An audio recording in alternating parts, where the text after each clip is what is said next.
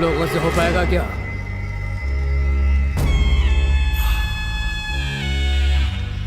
कहां से लेकर आओगी? हमें इन 13 दिनों तक बहुत ही चौकन्ना रहना होगा और बड़ी होशियारी के साथ ये काम करना होगा।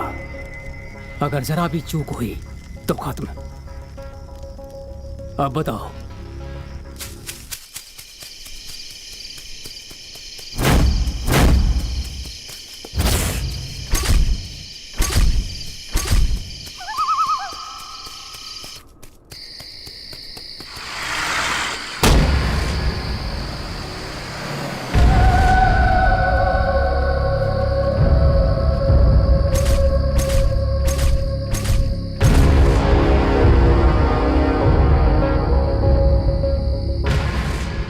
नैनम छिन्दन्ति शस्त्राणि नैनम दहति पावकः।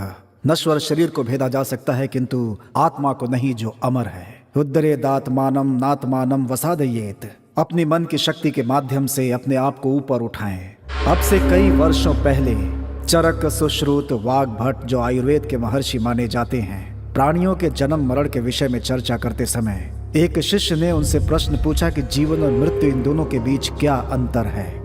तब आचार्य ने उत्तर देते हुए कहा कि यदि प्रत्येक प्राणी के देह में एक चेतन धातु हो तो वो जीवित, और यदि ना हो तो मृत कहलाता है। फिर वो शिष्य पूछता है कि ये चेतन धातु क्या है, तो आचार्य बताते हैं कि वो परमात्मा का एक हिस्सा है जो किसी को नजर नहीं आता, और उसी को हम आत्मा कहते हैं। आत्मा शरीर के हृदय वाले भाग में होती है, ऐसा सुश्रुत आचार्य का मानना है।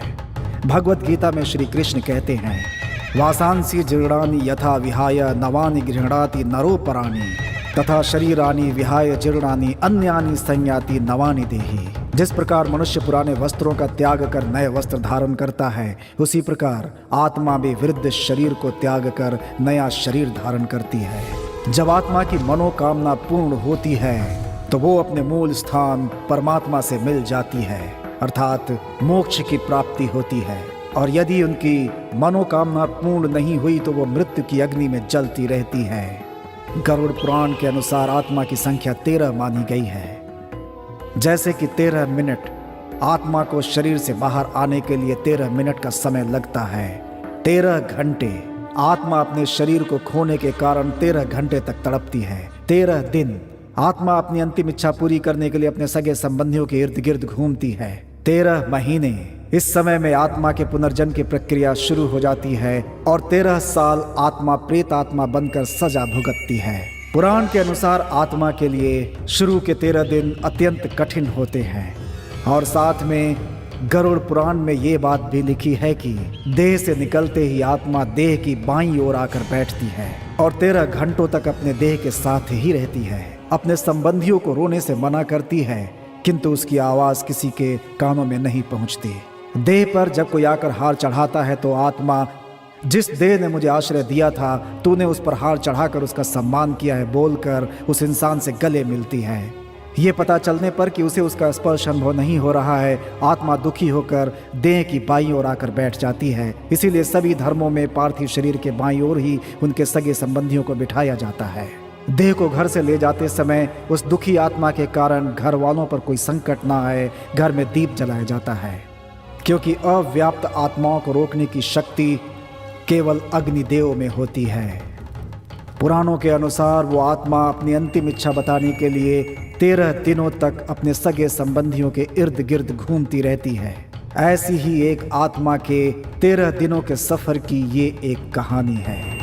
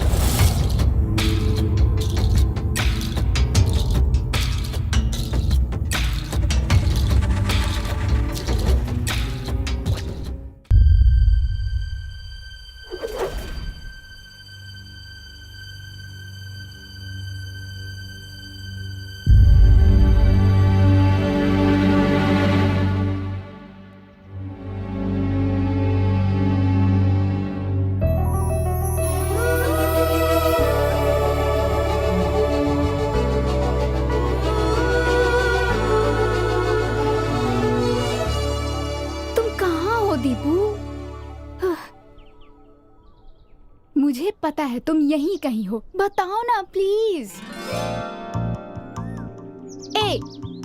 मुझे पता है कि तुम यहीं कहीं छुपे हुए हो। अगर तुम बाहर नहीं आए ना तो मैं यहाँ से वापस चली जाऊंगी। मजाक नहीं कर रही हूँ। हाँ।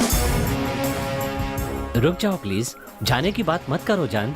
अच्छा, जान बोलकर तुम मुझे यहाँ पर इतना इंतजार करवा रहे हो, ये गलत नहीं है क्या? कसम से कहता हूँ गलत है, लेकिन अपने बॉयफ्रेंड को इतनी देर तक इंतजार करवाना ये भी तो गलत है ना। अच्छा, तो इस बात का तुम मुझसे बदला ले रहे हो? नहीं सुची, तुमसे किसी भी बात का बदला लेना या बुरा सोचना मुझसे नहीं होगा। मेरी तो हर धड़कन बस तुम्हारा ही नाम लेती है। लो सुनो, आई love you Suchi. I love you to.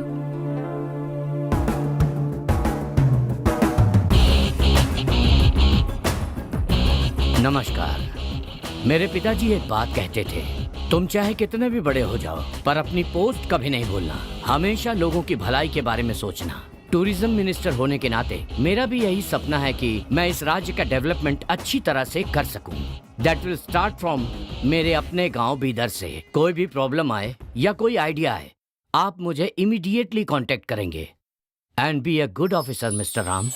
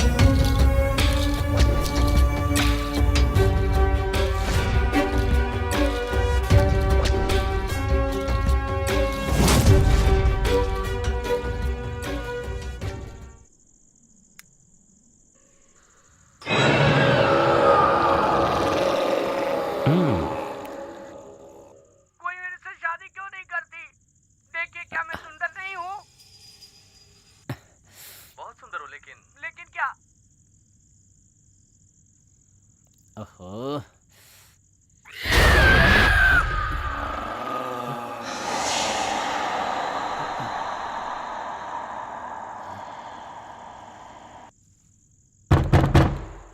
कौन है?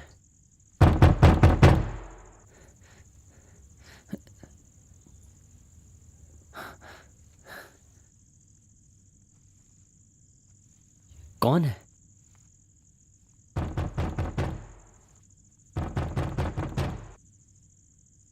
कौन होगा?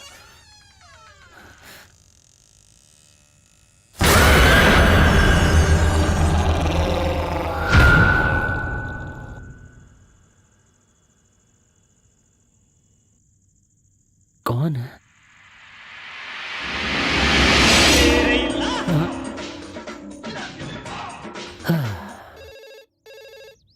Hello. Jai Bhavani Tours and Travels. या, Shashi from AB Developer speaking. Tell me sir. Our delegate Mr. Ramanujam will arrive to Bidar today morning okay sir. from Hyderabad at 10:30 Okay. by Mumbai Express. So could you please arrange a vehicle for him? Okay, sure sir. Can you please send his details sir? Okay, I'll share the details through email and please ensure to do the needful. Okay sir, I will make it with pleasure. Thank you so much for choosing Jai Bhavani tours and travels. Thank you. Thank you sir.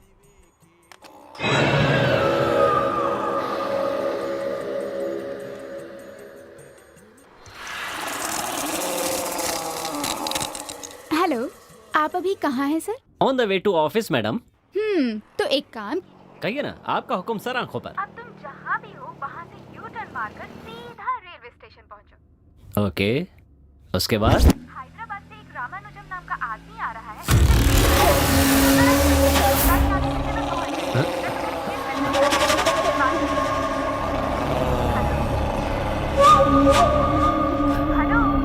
मेरी आवाज आ रही है? Okay.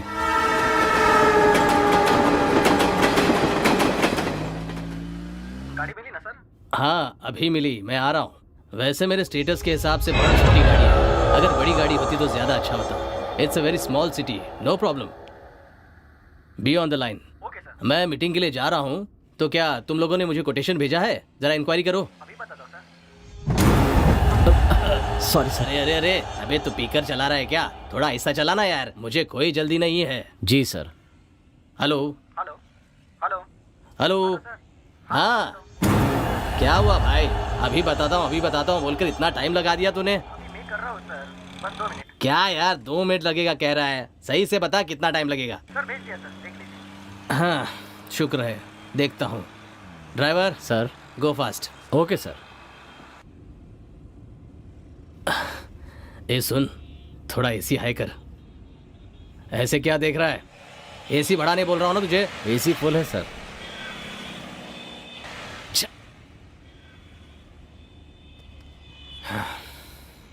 यहाँ road भी बेकार है और car भी बेकार है, नेटवर्क भी नहीं है। वहाँ देखो कितनी गंदगी है। छे, पता नहीं कैसे जीते हैं यहाँ। हैं? कार की कांच धोते हो या नहीं? हैं? तू पिया है क्या? मैनर्स नहीं सिखाई है क्या? मैं इज्जत से ही पेश आ रहा हूँ सर। तू तो बहुत ही घमंडी है। सर घमंड हम सिर्फ घमंडियों को दिखाते हैं और उनको अच्छे से नहा धोकर पूरी तरह से धो डालते हैं सर। सर हम अतिथि सत्कार में एकदम टॉप पर हैं सर। हम मेहमान की खातिरदारी में कोई कसर नहीं छोड़ते सर। ये सब रहने दो, गाड़ी तो कंडीशन में है ना? ओ गाड़ी एकदम सुपर है सर। सर 1 साल हो चुका है, इस गाड़ी ने कभी धोखा नहीं दिया। आह बहुत सुपर गाड़ी है भाई तेरी। 1 मिनट सर, मैं चेक करके देखता हूँ। हाँ कर ले। अचानक बंद कैसे हो गई? सब कुछ तो ठीक है।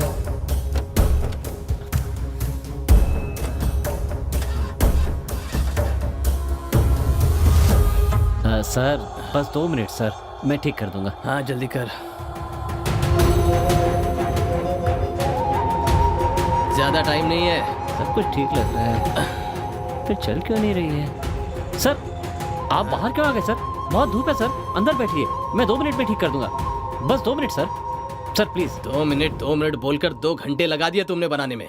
Sir please sir. वक्त की कीमत जानता है तू? Sir please sir. एक कस्टमर को बिठाने से पहले गाड़ी कैसी है, ठीक है या नहीं, ये पहले चेक करने के बाद फिर लेकर आना चाहिए था। इतनी अकल नहीं है तुझे? इडियट। रुक, तेरे सेठ को फोन लगाता हूँ मैं। सर मेरा काम चला जाएगा sir. Sir please. Imported suit गंदा कर दिया तूने, इडियट।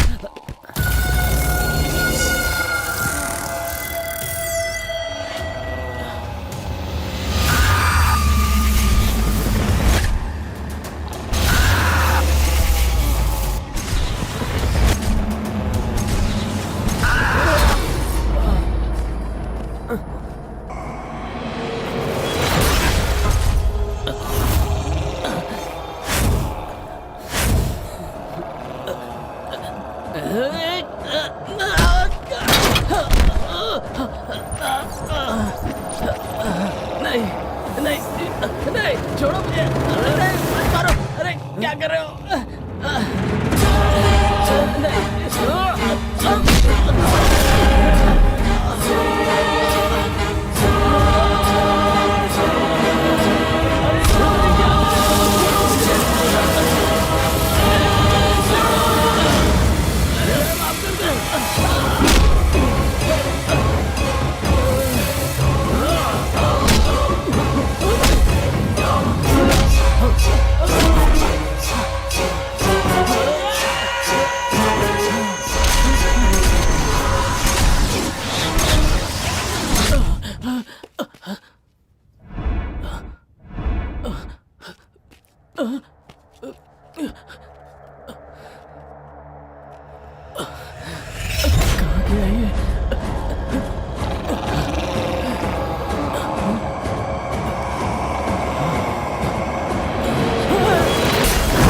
क्या हुआ सर?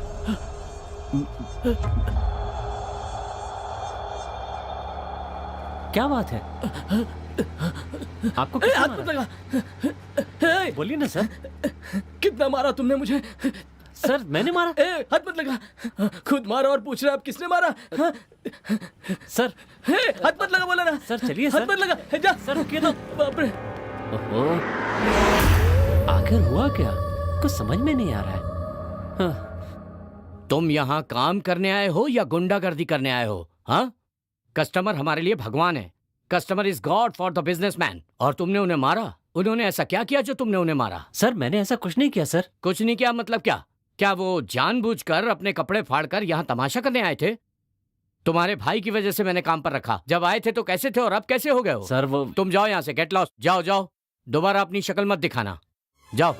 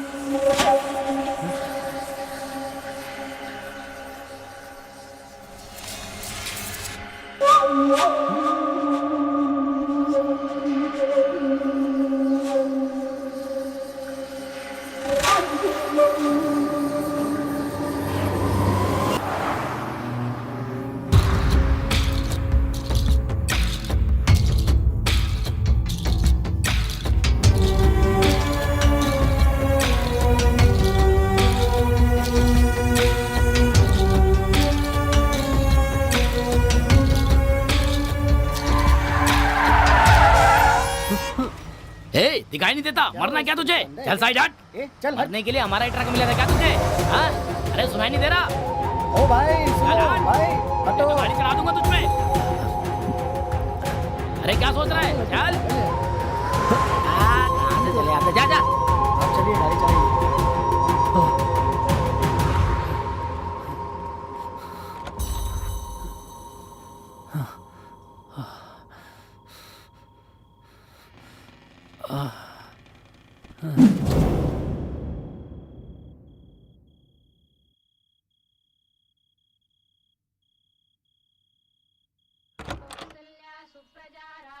मैं जा रही हूँ माँ। सूची, नाश्ता तो करके जाओ बेटा। अरे नहीं माँ, वो अभी तैयार भी नहीं हुआ होगा, आलसियों की तरह सोया पड़ा होगा, और आज तो ऑफिस जल्दी भी पहुँचना है। चलती हूँ माँ। ठीक है, संभल कर जाओ। तुम भी ख्याल रखना। बाय। दीपू,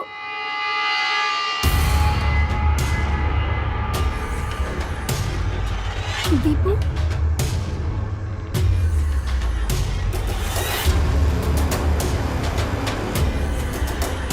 अरे क्या हुआ दीपू?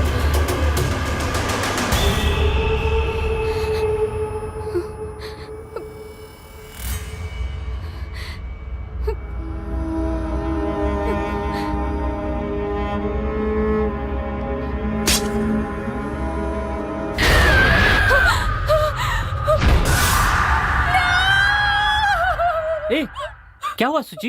चिल्ला क्यों रही हो? वो यहाँ पे ओह, कॉकरोच देख लिया? बैचलर के घर में कॉकरोच वगैरह, बाथरूम में गंदा अंडरवियर, ये सब तो कॉमन चीजें यार। मैं तो डरपोक हूँ ही, तुम तो मुझसे भी ज्यादा डरपोक हो। तुम्हें तो पता ही होगा, कल जिस फंक्शन में जा रहा हूँ वहां पर एक हीरो आने वाला है। और मेरा बॉस मुझे बहुत पसंद करता है। कभी कभी चिल्लाता है पर वापस बुला लेता है ना? हाँ। हे, तुम इतनी खामोश क्यों? अब उनके बारे में सोचने का टाइम नहीं है। चलो, देर हो रही है।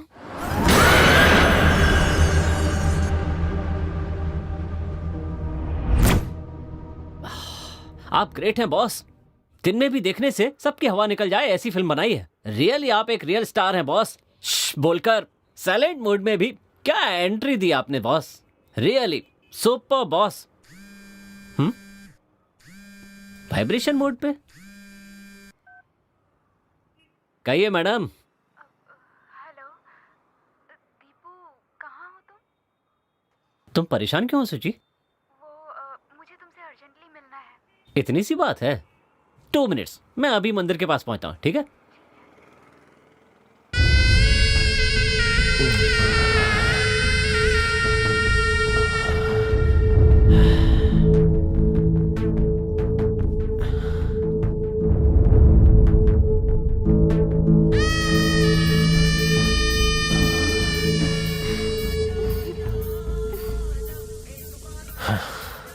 ओह, बॉस का फोन।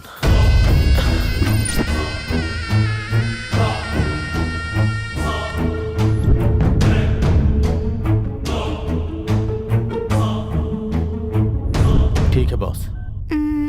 कौन था? अरे तुम्हें इससे क्या मतलब है?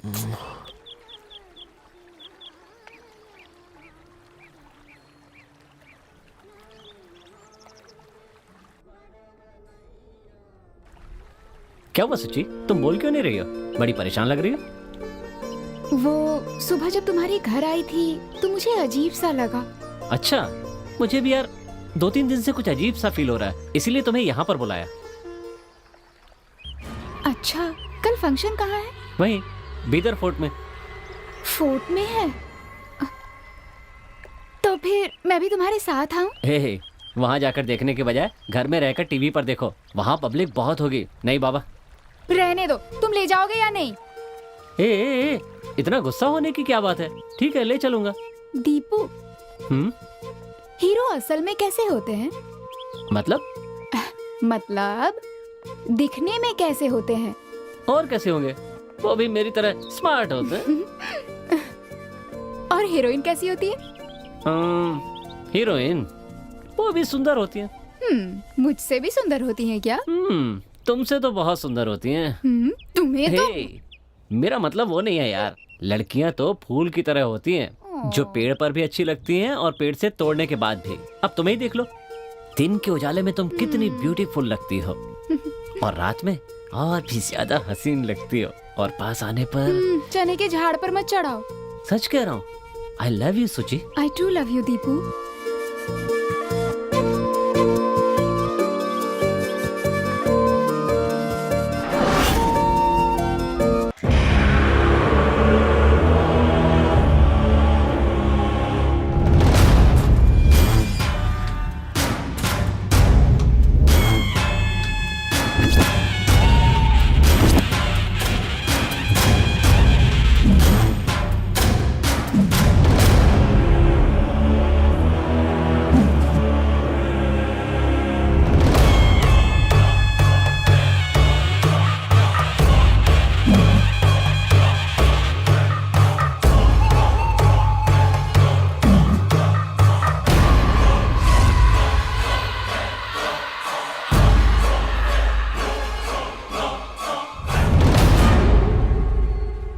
सुची, तुम्हारे लिए खाना लेकर आऊं क्या? मैं फंक्शन में खा कर आई हूँ। तुमने खाया? हाँ, मैंने खा लिया, लेकिन तुम ऐसे ही मत सोना, एक गिलास दूध पी लेना। ठीक।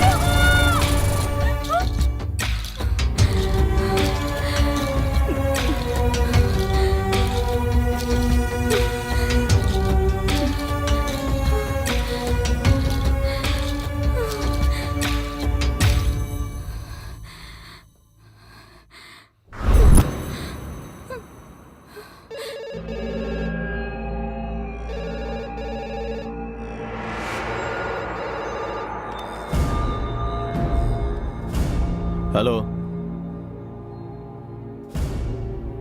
ये कब हुआ? कहाँ? ओके।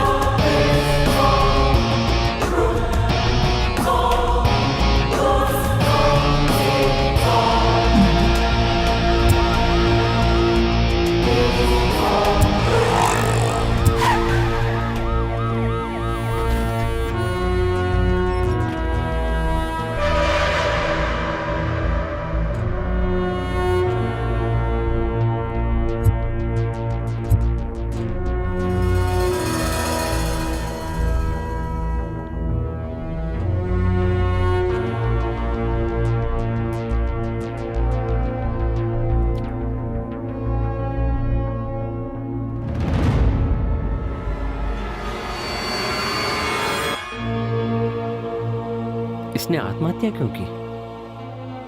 जिसने मुझे फोन किया था उसे बुलाया क्या? हाँ सर, वो आ गया है। बुलाओ उसे। पवन सर, वो आ गया। नमस्ते सर। बॉडी को पोस्टमार्टम के लिए भेज दो। जी सर। और रिपोर्ट लेके थाने आ जाना। ठीक है सर। और इसका फोन नंबर भी ले लो। Okay sir. इंक्वायरी के लिए इसे बुला लेना। ठीक है सर। आज सुबह रामेश्वरम नाम की एक कॉलोनी में एक व्यक्ति ने खुद को फांसी लगाकर अपनी जान दे दी और बताया जा रहा है कि ये हत्या भी हो सकती है। इस मामले को लेकर पुलिस इंक्वायरी भी शुरू हो गई है और इस जगह की तलाशी भी हो चुकी है। एक पड़ोसी से पूछने पर पता चला है कि वो मरने वाले व्यक्ति का नाम उदय है और वो तरकारी बेचता था। कैमरामैन सुरेश के साथ कार्तिक। खुदा हाफिज पंडित। तुमने खबर सुनी क्या रफीक? हाँ, खबर सुनी मैंने। उसके लिए इतना टेंशन काहे को ले रहे हो तुम? पहले अपना काम निपटाओ। लेकिन रफीक, कल मैंने आगे की बात आगे सोचेंगे। फोन रखता हूँ। खुदा हाफिज। रफीक, रफीक, उसने आत्महत्या क्यों की? सुबह जब मैं ऑफिस जा रही थी ना, तो तुम्हारे घर के पास बहुत भीड़ थी। क्या हुआ था? मेरे घर के पास जो उदय रहता था ना, हाँ। उसने खुद को फांसी लगा के आत्महत्या कर ली। पुलिस वहाँ इंक्वायरी के लिए आई हुई थी, इसीलिए भीड़ जमा हो गई। ओह अच्छा, ऐसा क्या हुआ कि उसने आत्महत्या कर ली? ये तो मुझे भी नहीं पता, लेकिन जब भी मिलता था हाय हेलो करता था। अच्छा, ठीक ही लगता था। मुझे भी समझ में नहीं आ रहा है कि उसने ऐसा क्यों किया होगा। खैर छोड़ो, सबकी अपनी अपनी प्रॉब्लम होती है ना? सुची कहाँ चली गई? सुची, सुची, सुची, सुची, सुची, सुची।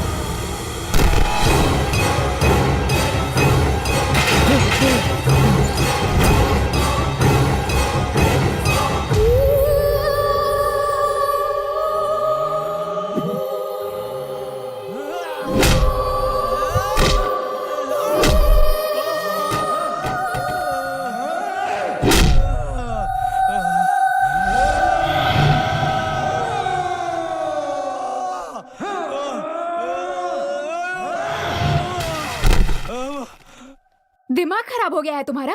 तुम्हें पता भी है तुमने किससे पंगा लिया और किसको मारा है? क्या हुआ है सूची? वो कितना खतरनाक है तुम्हें पता भी है? अगर वो चाहे ना तो वो हमें यूं चुटकियों में खत्म कर सकता है, समझे? ऐसे आदमी को उसी के एरिया में जाकर मारा। हे भगवान, मैंने रिक्वेस्ट की इसीलिए उन्होंने छोड़ भी दिया, नहीं तो तुम तो गए थे। अच्छा, तुम तो झगड़े का नाम सुनकर ही भाग जाते थे, फिर अचानक तुम्हें क्या हो गया? ऐसा क्यों किया तुमने? अरे मैंने कुछ नहीं किया सूची, मेरी समझ में नहीं आ रहा तुम कह क्या रही हो। इतना सब कुछ करके तुम कह रहे हो तुमने कुछ नहीं किया? अरे अगर तुम्हें कुछ हो जाता तो? पर क्या हुआ है बताओ तो। तुम नहीं समझोगी, छोड़ो ना माँ। अच्छा, मैं तो छोटी बच्ची हूँ ना? ये यहाँ पुतले की तरह बैठा हुआ है और तुम हो कि पागलों की तरह बड़बड़ बड़बड़ करती जा रही हो। यस करेक्ट, मैं पागल हो गई हूँ। तुम सही कह रही हो माँ, अब समझ गई। इसे कहाँ लेकर जाना चाहिए? चलो मेरे साथ। सूची, बीइंग अ साइकेट्रिस्ट, इनका टेस्ट करने के बाद मुझे इनमें कोई प्रॉब्लम नजर नहीं आ रही है। इनका mind balance, IQ, thinking capacity, everything is normal. आपके कहने के अनुसार स्प्लिट पर्सनालिटी के कोई सिम्टम इनमें नजर नहीं आ रहे हैं। लेकिन डॉक्टर, मैंने जो... nothing to worry, he is absolutely fine. You may गो।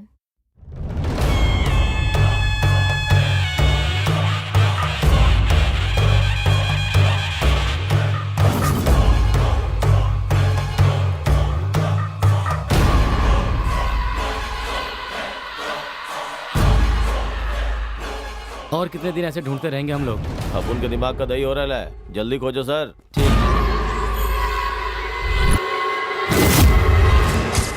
इसे देखकर तो लग ही रहा है यहाँ का डॉक्टर क्या, कोई विदेशी डॉक्टर भी इसके बारे में यही कहेंगे। मतलब डॉक्टर को दिखाने से कुछ नहीं होने वाला है। इसे कहाँ लेकर जाना चाहिए और इसके साथ क्या करना चाहिए ये मुझे पता है।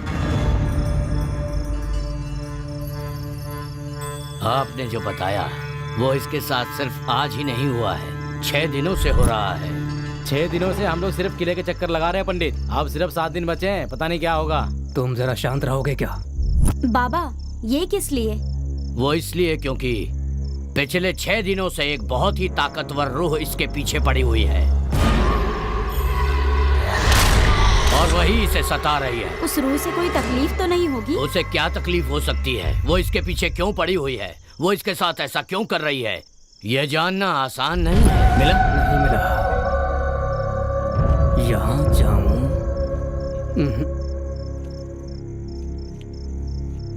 या यहाँ? मुझे मिल क्यों नहीं पा रहा है? हाँ, यहीं कहीं है। सिर्फ यही नहीं, चाहे कहीं भी जाओ, उसका राज कभी जान नहीं पाओगे।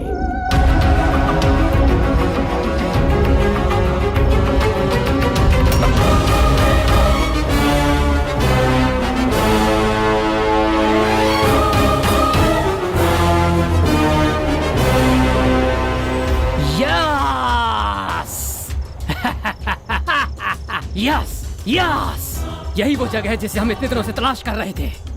Finally we got it.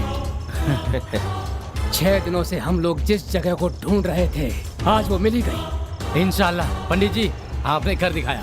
Yes, क्योंकि वो एक असंतुष्ट आत्मा है। वो इंसान की रूह में घुसी हुई है। अपनी इच्छा पूरी किए बगैर वो आत्मा इसका पीछा नहीं छोड़ेगी।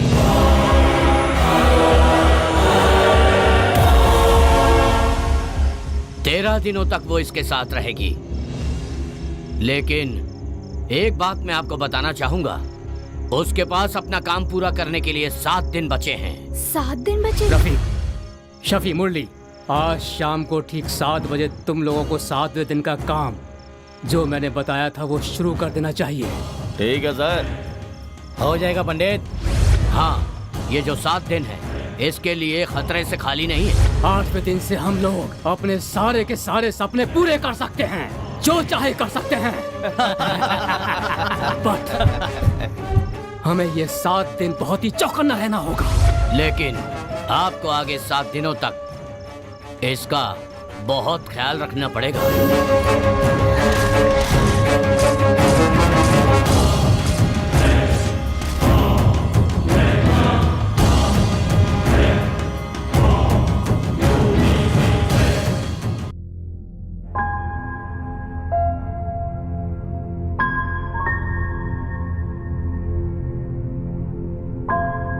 फर्स्ट सेंचुरी की लड़की होकर तुम किसी बाबा पर यकीन कर रही हो? 6 दिन खत्म हो चुके हैं, 7 दिन ही बाकी हैं। इस तरह 13 दिन आत्मा वात्मा पीछा करती है, ये सब बकवास सुनकर अपना दिमाग खराब करके बैठी हो। तुझमें दिमाग है या नहीं?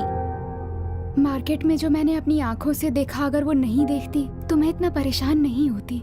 और उस दिन उस हैदराबाद की क्लाइंट ने इसके बारे में कंप्लेन भी की, पर मैंने नहीं माना। इनफैक्ट बॉस को भी मैंने कन्विंस कर लिया। लेकिन पता नहीं क्यों मुझे कल से उसके बारे में बहुत डर लग रहा है। देख सूची, it may be a psychic vibration. उसके लिए इतना अपसेट मत हो। हमने साइकियाट्रिस्ट से भी कंसल्ट किया, उसने कहा सब कुछ नॉर्मल है। अगर कोई किसी लड़की को छेड़े तो ये स्वाभाविक है कि उसका बॉयफ्रेंड अपनी आंखों के सामने ये सब कुछ सहन नहीं करेगा। और ऐसे में अगर जिन लोगों ने तुम्हें छेड़ा उसको उसने बुरी तरीके से मारा, तो इसमें उसने गलत क्या किया? तुम एजुकेटेड होकर भी ये सब सोच रही हो। अगर भगवान जैसी पॉजिटिव एनर्जी हो सकती है तो शैतान जैसी नेगेटिव एनर्जी नहीं हो सकती? मुझे बहुत डर लग रहा है ज्योति, कहीं मैं उसे खो ना दूं। रिलैक्स सूची, अगर तुम्हें ऐसा लगता है कि कोई रूह वगैरह जैसी कोई प्रॉब्लम है तो इसका कोई सॉल्यूशन तो होगा ही। दीपू के साथ थोड़े दिन के लिए कहीं घूमने चली जाओ। एनवायरनमेंट के चेंज होते ही तेरा डिप्रेशन मूड भी थोड़ा चेंज हो जाएगा। और अगर बाहर जाने के बाद भी कुछ नहीं हुआ तो? बात तो सही है। तू एक काम कर, यहाँ वहाँ घूमने के बजाय मेरे अंकल का आयुर्वेदिक सेंटर है, अगर वहाँ गई तो उसका ट्रीटमेंट भी हो जाएगा और तेरा मूड भी चेंज हो जाएगा। अगर तू अभी हाँ कहेगी तो मैं फोन करके अरेंजमेंट करवा देती हूँ। ठीक है। कम ऑन सूची, सब ठीक हो जाएगा। चल अब।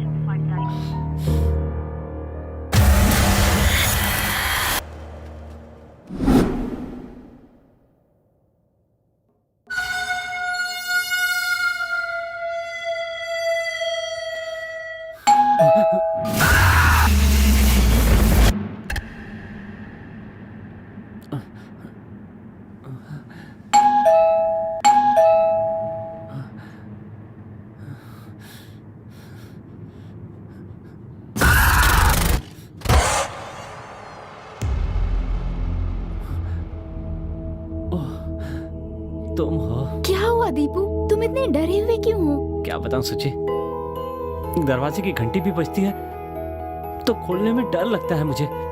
अजीब सी आवाजें मुझे बार बार सुनाई देती हैं। अगर यही चलता रहा तो सच कहता हूँ मैं पागल हो जाऊंगा। प्लीज प्लीज मुझे बचा लो सुची। अरे बुद्धू, जब तक मैं जिंदा हूँ तुम्हें कुछ नहीं होने दूंगी। Don't worry, I am with you. I love you Suchi, I love you. I love you to.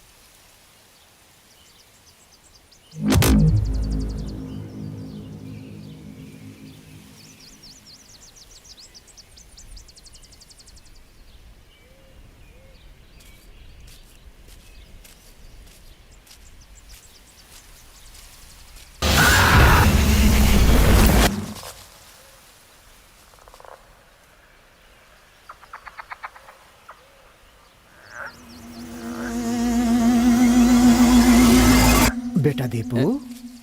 नमस्ते गुरुजी। नमस्ते बेटा दीपू। तुम्हें रात को कोई डरावना भयानक सपना आता है क्या?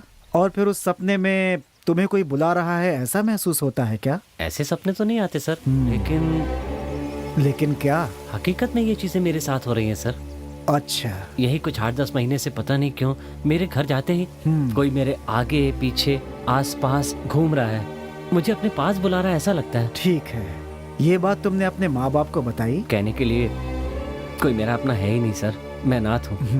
ओ माफ करना मुझे। माँ बाप तो नहीं है, लेकिन मेरा एक बहुत अच्छा फ्रेंड है जिसने मुझे हमेशा एक भाई की तरह संभाला है। उसे बता सकता था पर वो 10 दिन पहले चेन्नई गया हुआ है। ठीक है, बढ़िया। क्या तुम्हें प्रेत, भूत, आत्मा, पुनर्जन्म, इन चीजों में विश्वास है क्या? सर वो ठीक है, चलो मेरे साथ।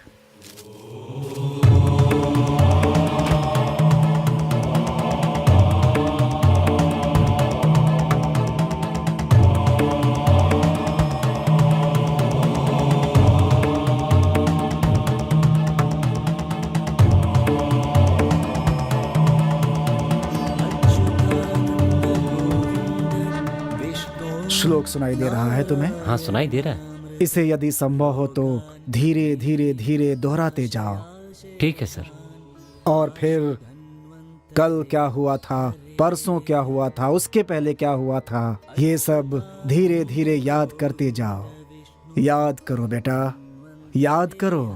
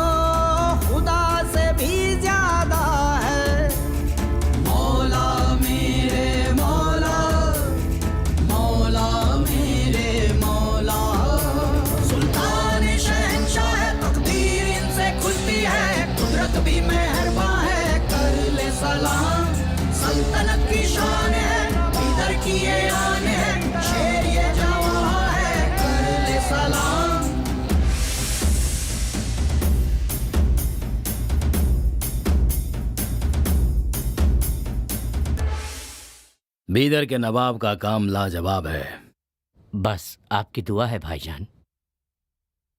गुलबर्गा के कवाजे बंदे नवाज से लेकर बीजापुर तक हमारा ही हुक्म चलता है, लेकिन यहाँ भी राज करना चाहते हैं। आप हमसे बड़े हैं, इसका मतलब ये नहीं कि हम आपके गुलाम हैं। मेरे कहने का मतलब गुलामी नहीं है। बस कह दिया ना, शहंशाह अब आगे एक लफ्ज भी नहीं सुनेंगे। गुस्ताखी माफ हो जनाब। बीदर शहंशाह की आन है, शान है। अगर यहाँ किसी ने कदम भी रखा ना तो उसे चीर के रख देंगे, क्योंकि यह किला शहंशाह की जान है। और इस तरह से हैदराबाद प्रांत के नवाब और बीदर प्रांत के नवाब दोनों रिश्ते में सगे भाई होने के बावजूद अधिकार के लोभ ने उनके बीच एक बहुत बड़ी दीवार खड़ी कर दी। एक साधारण सेनापति ने मुझसे ऐसी बात की ये सोचकर हैदराबाद के नवाब को अपमान महसूस होता है और वो अपने राज्य में लौट जाते हैं। इस सेनापति की खुददारी देखकर बीदर के नवाब को खुशी तो बहुत होती है, लेकिन एक तरफ संबंध और दूसरी तरफ अधिकार, इन बंधनों में बंधकर दोनों भाई परेशान रहने लगते हैं। सरफरोशी की दास्तां में ऊंचा है इनका मुकाम, जिंदगी के फलसफे में प्यार बन गया बेईमान। कैसा है ये इम्तिहान, क्या से क्या हुआ जहां, ये लम्हे हैं मीठे, हाथ से ये ना छूटे। सुल्तान शहंशाह है, तकदीर इनसे खुलती है, कुदरत भी मेहरबान है, कर ले सलाम। सल्तनत की शान है, इधर की ये आन है, शेर ये जवां है, कर ले सलाम। अब तुझसे गुलामी नहीं, बल्कि तुझे मारकर सुल्तान बनकर दिखाऊंगा। और वहाँ हैदराबाद के नवाब अपने अपमान का बदला लेने की कोशिश में लगा रहता है और साथ ही साथ बीदर पर कब्जा करने का मंसूबा बनाता रहता है। और इधर बीदर के नवाब औरंगाबाद के सफर के दौरान एक सुंदर सी कन्या को देखकर मोहित हो जाते हैं। उसकी 7 पत्नियां होने के बावजूद मैं इस लड़की से शादी करूंगा, ऐसा संदेश उसके माँ बाप को भिजवाते हैं। ये हसीना हमारी अगली बेगम है। राजा के आदेश का उल्लंघन करने की हिम्मत लड़की के माँ बाप में नहीं थी, इसलिए वह ना चाहते हुए भी अपनी सुंदर कन्या का विवाह राजा के साथ कर देते हैं, क्योंकि ये उनके लिए एक गर्व की भी बात थी। वो कन्या नवाब के साथ बीदर के लिए निकल पड़ती है और बीदर की प्रजा बड़े धूमधाम से इन दोनों का स्वागत करती है। दिलों के बीच में कैसा ये रिश्ता है, साया इनका हम पे तो खुदा से भी ज्यादा है। मौला मेरे मौला, मौला मेरे मौला। सुल्तान शहंशाह है, तकदीर इनसे खुलती है, कुदरत भी मेहरबान है, कर ले सलाम। सल्तनत की शान है, इधर की ये आन है, शेर ये जवां है, कर ले सलाम।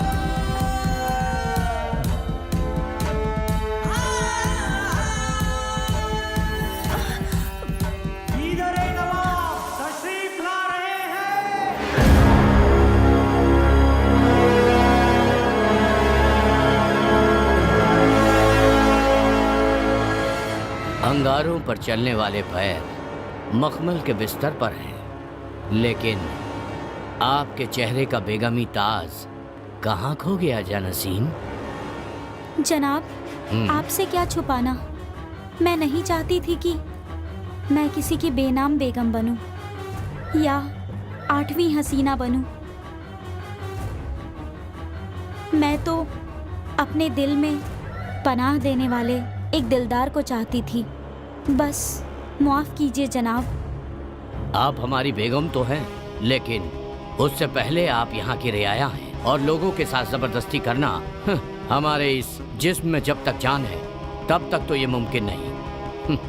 आपने ये सोच भी कैसे लिया कि हम आपके साथ जबरदस्ती कर सकते हैं हसीना?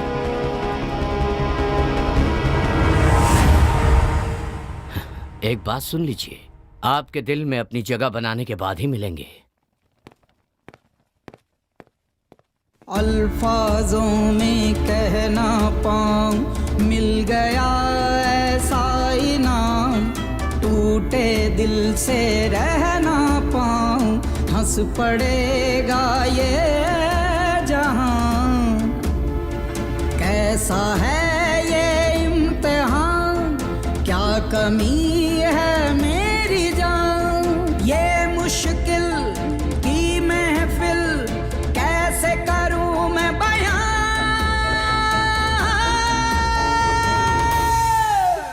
सुल्तान शहंशाह है, तकदीर इनसे खुलती है, कुदरत भी मेहरबान है, कर ले सलाम। सल्तनत की शान है, इधर की ये आन है, शेर ये जवां है, कर ले सलाम। कुछ दिनों के बाद हैदराबाद के नवाब बीदर के नवाब को एक पत्र भेजते हैं। पत्र में लिखा होता है कि अगर पत्र के मिलते ही 15 दिनों के भीतर तुम मुझसे आकर नहीं मिलोगे तो मैं युद्ध की घोषणा कर दूंगा। भाईजान होने के नाते हमारे हाथ बंधे हुए हैं, वरना ऐलान जंग के लिए हम भी तैयार हैं। प्रजा की खुशी के लिए, भाई से अपना रिश्ता बनाए रखने के लिए युद्ध ना करने का निर्णय करके वो हैदराबाद जाने की तैयारी शुरू करते हैं। उसी समय औरंगाबाद से भी एक पत्र आता है जिसमें लिखा होता है कि रानी के पिता की तबीयत ठीक ना होने के कारण उनके पिता रानी से आखिरी बार मिलना चाहते हैं। ऐसी हालत में क्या करें क्या ना करें सोच सोच कर राजा एक फैसला करते हैं और अपने वफादार सैनिक को अपने पास बुलाते हैं और रानी को पूरी हिफाजत के साथ औरंगाबाद ले जाने की जिम्मेदारी उसे सौंप देते हैं। जी हुजूर।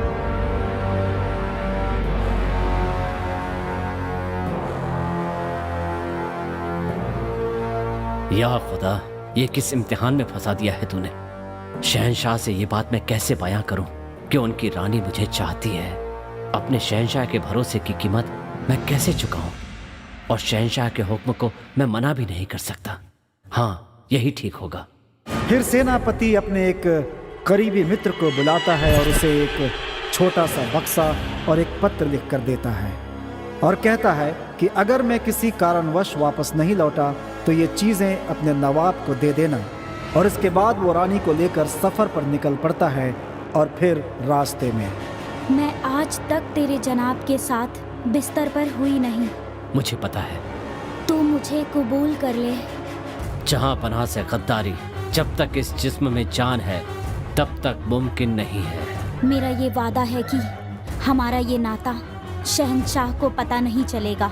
वो मेरे खुदा हैं और मेरे खुदा के साथ न मैं गद्दारी करूंगा और ना किसी को करने दूंगा। मैं भी देख लूंगी मुझसे बेवफाई करके शहंशाह से कैसे वफादार रहेगा। रानी सेनापति को उससे प्यार करने के लिए जबरदस्ती उकसाती है। चूंकि वफादार सेनापति मना कर देता है, इसलिए रानी उसके ऊपर आरोप लगाती है कि सेनापति ने उसके साथ बलात्कार करने की कोशिश की। ये खबर सुनते ही नवाब सेनापति से कुछ पूछे बिना ही सब कुछ सच मानकर उसे द्रोही करार देता है और उसे फांसी पर चढ़ा देता है। और जैसे ही ये बात सेनापति के मित्र को पता चलती है, वो बक्सा जो सेनापति ने उसे दी थी नवाब को सौंप देता है।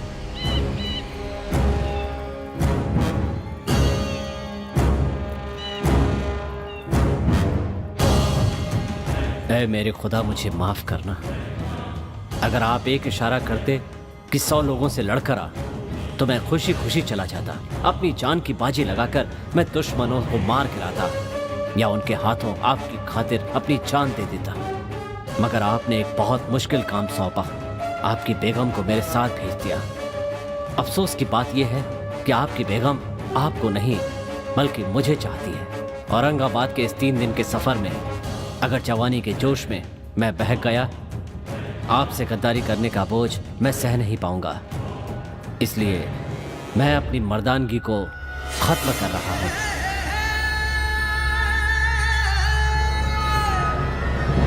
या खुदा, ये कैसी गलती हो गई मुझसे।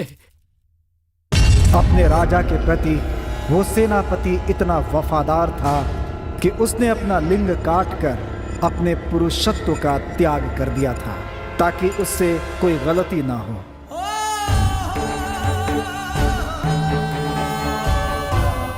नवाब को जब इस सच्चाई का पता चलता है तो नवाब क्रोध में आकर रानी को भी फांसी पर चढ़ा देते हैं।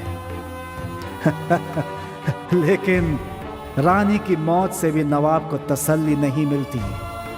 एक फरेबी औरत की वजह से अपने उस वफादार सेनापति को खोने के गम में वो टूट से जाते हैं। अगर पुनर्जन्म जैसी कोई चीज है तो उस जन्म में मैं अपनी जान की बाजी लगाकर तुम्हारी रक्षा करूंगा, ऐसी दुआ वो नवाब ऊपर वाले से मांगते हैं। और इन सारे फसाद की जड़ और कोई नहीं बल्कि हैदराबाद का नवाब था। औरंगाबाद से मैंने ही एक हसीन लड़की को तेरे पास भेजा। एक ही तीर से 2 शिकार किए और तुझे और तेरे सेनापति को खत्म कर दिया। तेरे ही हाथों से उसे फांसी का फंदा पहना दिया।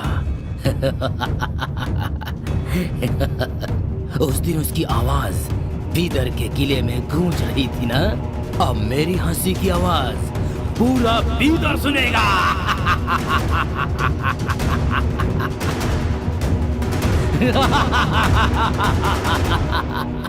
वो सेनापति और कोई नहीं, तुम ही हो। क्यों दीपू, तुम्हें आश्चर्य हो रहा है ना? बिल्कुल आश्चर्य होने वाली बात ही है, क्योंकि ये एक सच है। तुम्हारे पिछले जन्म की कहानी मुझे कैसे पता चली, यही सोच रहे हो ना? हाँ, यही तो आयुर्वेद है। ये कोई सामान्य वस्तु नहीं है, बहुत ही पुरानी, बहुत ही पवित्र जीवन का विज्ञान है। जब मैं तुमसे पहली बार मिला तभी मैंने तुम्हारी समस्याओं के बारे में सोचना शुरू कर दिया था।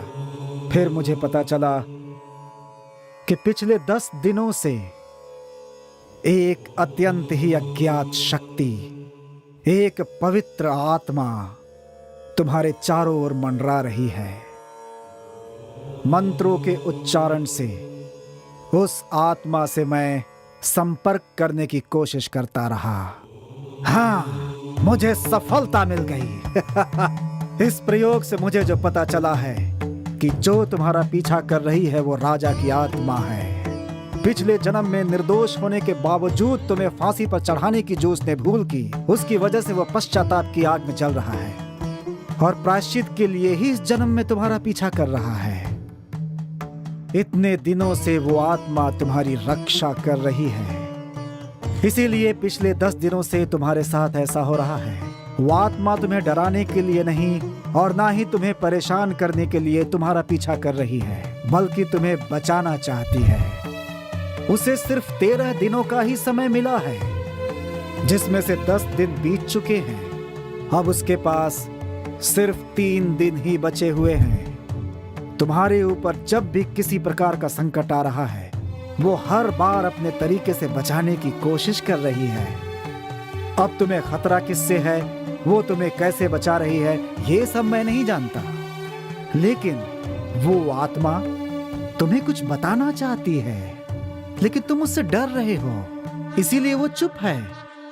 अगर वो प्रेत आत्मा होती तो तुम्हारे साथ कठोरता से पेश आती, या फिर तुम्हें जिन लोगों से खतरा है वो उनके ऊपर हमला करती। लेकिन ये एक पवित्र आत्मा है, लगभग परमात्मा का ही रूप। वो किसी का बुरा चाह ही नहीं सकती, वो तो हमेशा सबका भला ही चाहती है। लेकिन सबका सीधा उसके साथ संबंध बनना संभव नहीं है। साधारण व्यक्ति तो उसके बारे में सोच ही नहीं सकता, क्योंकि जानते हो, साधारण व्यक्ति की बुद्धि उसके पास तक पहुंच ही नहीं सकती सच्चे लोगों के सिवा। समझ गए? 3, 8, 8, 5, 13 पुष्य। हाँ, आज से तीसरे दिन शाम को, पुष्य नक्षत्र शाम को ठीक 7 बजे अगर उससे बात करने का प्रयास करेंगे तो वो भी तुम्हारे साथ बात करने का प्रयास करेगी। ये कुल 13 मिनट का समय होता है। अगर तुम्हारे ऊपर कोई संकट मंडरा रहा है तो वो तुम्हें उसे बचाने की कोशिश करेगी। सच कह रहा हूँ, अगर अब भी तुमने उसे जवाब नहीं दिया तो तुम्हारी मदद कोई नहीं कर सकता। समझे? डरो मत, हिम्मत से काम लो, उसकी भावनाओं को समझो। वो तुम्हारी मदद करना चाहती है। चलो बहादुर बच्चे, चलो।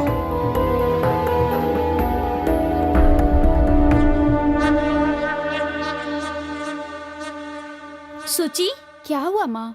डॉक्टर ने क्या कहा? अरे माँ, डरने की कोई जरूरत नहीं है। दरगाह वाले बाबा की तरह ही 3 दिन ख्याल रखने को कहा है, बस इतना ही। पता नहीं वो क्या कहेंगे, ये सोचकर मैं बहुत डर गई थी।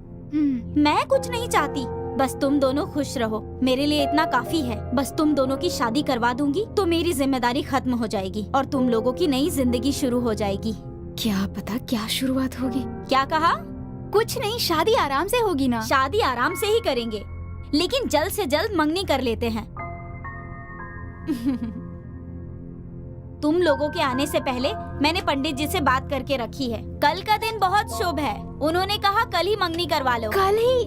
अरे इतनी भी क्या जल्दी है माँ? बेटा ये सब मैं नहीं जानती, मैं जो कह रही हूँ वो करो। हमेशा तुम्हारी ही जिद नहीं चलेगी। कल का दिन ही शुभ है ऐसा उन्होंने कहा है। उनका कहना है कल अगर मंगनी हुई तो शादी के बाद भी तुम दोनों सुखी रहोगे। ये लो। लेकिन माँ, लेकिन वेकिन कुछ नहीं सुनने वाली। कल हर हाल में मंगनी होकर रहेगी, बस। तुम्हारा क्या कहना है दीपू? हाँ।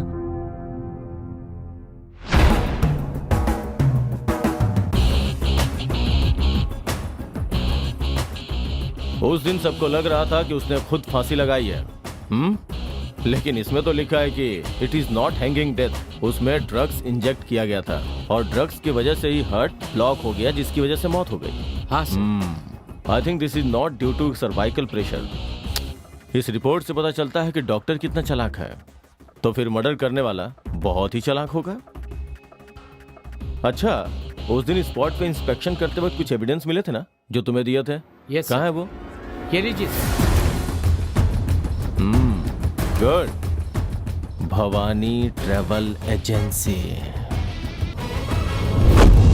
वैसे प्रदीप और उदय नाम का कोई आदमी हमारे यहाँ काम नहीं करता सर। बट इस आईडी कार्ड में जो एड्रेस और फोन नंबर है वो यहीं का है ना? हाँ यस सर। Quite interesting. चलिए। हाँ सर, मेरा स्टाफ यहीं है, आइए मिलाता हूँ। हाँ अच्छा, तो नागेश जी ये आपके स्टाफ हैं क्या? ये ऑफिस स्टाफ है सर। इनके अलावा 6 ड्राइवर भी हैं। वो टूरिस्ट को अटेंड कर रहे हैं। आते ही उन्हें थाने भेज दूंगा। अरे आप तकलीफ मत कीजिए, अब तो मेरा आना जाना लगा ही रहेगा। वो आए तो मुझे बुला लीजिएगा। पक्का पक्का सर। थैंक यू, चलता हूँ। एनी टाइम आइए सर। हाँ मिस्टर नागेश। Yes sir. देखिए, जब तक मैं इस केस की इन्वेस्टिगेशन कर रहा हूँ, इन्वेस्टिगेशन पूरा होने के पहले आपका कोई भी स्टाफ या आपका ड्राइवर बिना मेरी परमिशन लिए कहीं दूर नहीं जा सकता। Okay sir. ओके सर, मैं कह दूंगा सर। अच्छा नागेश जी, ये दोनों कौन है? ये दोनों भी स्टाफ है सर।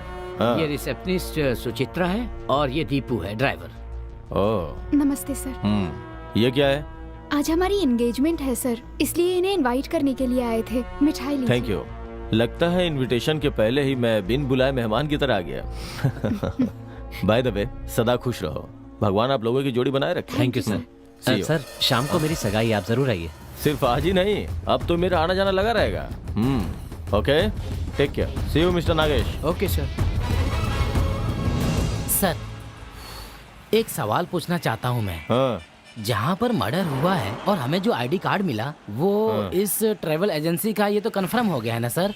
तो अपने स्टाइल से जांच पड़ताल शुरू कीजिए सर। आप ऐसा क्यों नहीं कर रहे हैं, मेरी तो समझ में नहीं आ रहा है। अगर तुम्हें समझ में आ जाता तो हाँ सर। मेरी जगह पे तुम होते ना, और तेरी जगह पे मैं होता। देख, खूनी ने पहले खून किया, उसके बाद इसे आत्महत्या का रूप देने के लिए लाश को फांसी से लटका दिया। और सबसे खास बात, उसने बिना सोचे समझे ये मर्डर नहीं किया। उसने बहुत होशियारी से नस में एयर इंजेक्ट करके बहुत ही चालाकी से मर्डर किया है। मेरी नजर में वो खूनी बहुत ही चालाक है, इसलिए उसने हमें डाइवर्ट करने के लिए उसका वो आईडी कार्ड उसने उस जगह पे फेंका ताकि वो हमें मिल जाए। इस तरह के केस अक्सर कॉम्प्लिकेटेड होते हैं, लेकिन कोई बात नहीं, लगता है उसे उल्टे रास्ते पे चलने में मजा आता है। मैं भी उल्टे रास्ते पे चल के उसकी गर्दन दबोच लूंगा।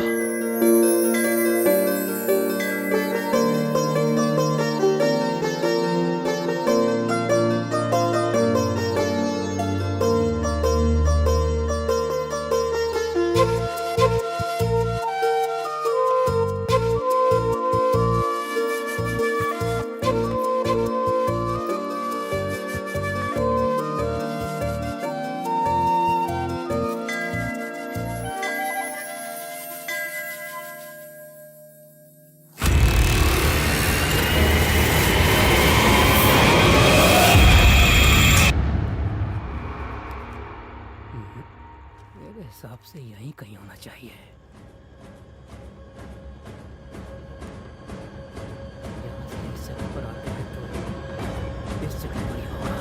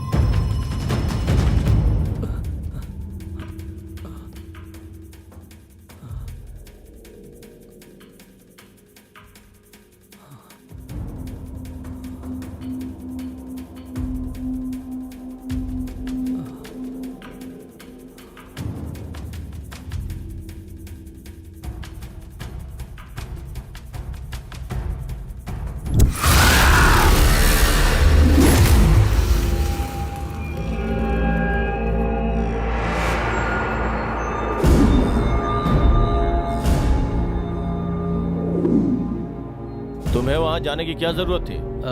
क्योंकि वो हमारे बार का रेगुलर कस्टमर था सर, और उस दिन फर्स्ट टाइम नहीं, उससे पहले भी कई बार ड्रिंक्स मंगवाया था सर उन्होंने, और सुबह जाकर मैं उनसे पैसे कलेक्ट करता था। उस दिन भी गया था सर। अच्छा, ये बताओ, रात को जब तुम ड्रिंक्स लेकर गए थे तब वो घर पे अकेला था क्या? हाँ, एक आदमी और था सर। उसे पहले कभी देखा था क्या? नहीं सर, पहले तो कभी नहीं देखा, लेकिन अब मैं उसे पहचान सकता हूँ सर। हाँ, गुड। उसके घर के पास कोई मेडिकल स्टोर है क्या? मेन रोड के पास एक है सर। ओके, तुम नीचे जाओ, मैं आता हूँ। Okay sir.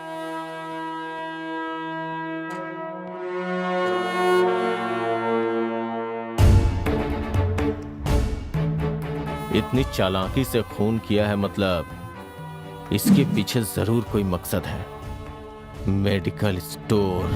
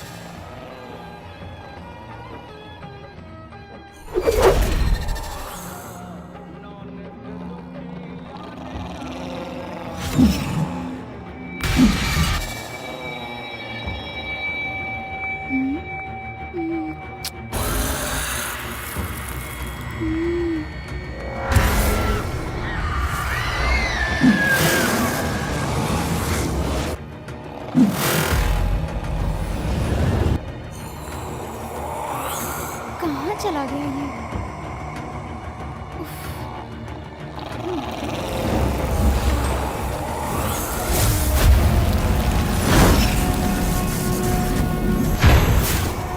कहाँ ढूंढूं?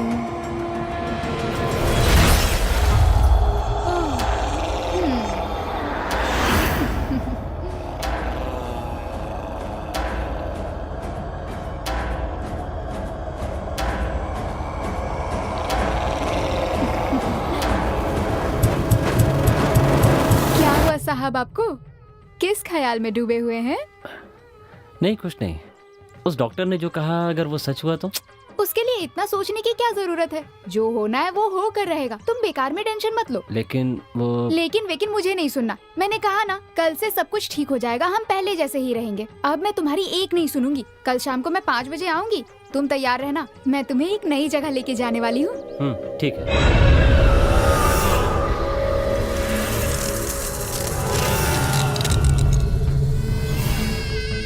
खबर पता चली क्या रफीक भाई? बताएगा तभी तो पता चलेगा। राइट। अपना उदय है ना, उसने आत्महत्या नहीं की थी। तो कहना क्या चाहता है? उसका मर्डर हुआ था। मर्डर था? हाँ, और मर्डर करने वाले को पुलिस हर जगह तलाश कर रही है भाई। मूड क्यों खराब कर रहे हैं? चुपचाप ही है, समझा इसको। सही कहा भाई, लेकिन हम मूड बनाने की बातें ही करते रहेंगे या सुल्तान की तरह एंजॉय भी करेंगे? कल शाम को 7 बजे जब वो पंडित काम खत्म करेगा तब वहाँ के सुल्तान हम होंगे और हमारी आसपास की लड़कियाँ हमारी बेगम होगी। इसे कहीं देखा हुआ लग रहा है। कहाँ देखा है? बस कुछ दिन की बात है, उसके बाद जिंदगी में ऐश ही ऐश होंगे। वाह, हम सब सुल्तान होंगे और सारी लड़कियां हमारी बेगम। सुनना, यहाँ खड़ा क्या कर रहा है? यहाँ के सिगरेट लेकर आ। हाँ ओके सर। बढ़िया है भाई। ज्यादा चढ़गी क्या? मजा करेंगे भाई, मजा करेंगे। ये पूरा साम्राज्य ना हमारा होना चाहिए। हाँ भाई। ये नशा भी क्या चीज है यार? जी करता है बस पीता रहूं। नशा कभी उतरे ही ना।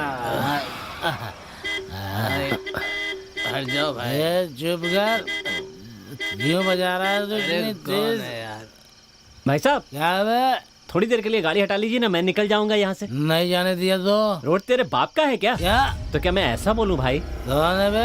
RT officer? ये बस अपना पुराना यार है। तेरे को तो उसी दिन मार देने वाला था, लेकिन तेरी किस्मत सही थी। क्या बोलूं बेटा, अगर तुझे मारा ना तो मेरा ही लॉस होगा, इसलिए छोड़ दिया। क्या रे, ये तेरी लवर है क्या? वाह, ये तो डांसर है। इधर आओ। ये देखो हमारी रात की रानी इधर बैठी है। क्या लग रही है यार? हेलो हेलो हेलो, ये सब क्या हो रहा है भाई? पहले सीधे तो खड़े हो जाओ। ज्यादा जाना मत बन, इसे छोड़ और दफा हो जा। चल, बिहार में मिलेगा तू, समझा? कस्टमर को ऐसे समय में छोड़कर चले जाना ठीक नहीं होता भाई, वो भी एक लेडी कस्टमर को ऐसी सुनसान जगह पे। आप ये ठीक नहीं कर रहे हैं भाई। ओ कबूतर, इतनी झाड़पट्टी क्यों दिखा रहा है? ये तेरी लवर है क्या? अरे ये बार डांसर है, समझा? जब वो बार में डांस करती है तो बार डांसर होती है, लेकिन अभी मेरी कस्टमर है। हम इतने शरीफ नहीं है जो तेरी बात सुन के चुपचाप चले जाएंगे। अबे फिल्म के हीरो की तरह डायलॉग क्यों मार रहा है बे? चल निकल यहाँ से, जाने मत। अरे बाहर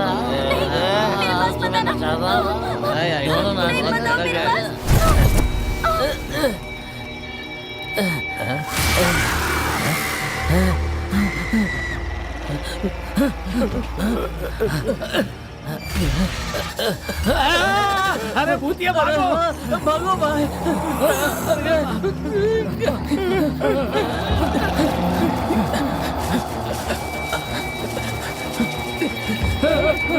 अरे भागो भाई, क्या कर रहे हो? उठो।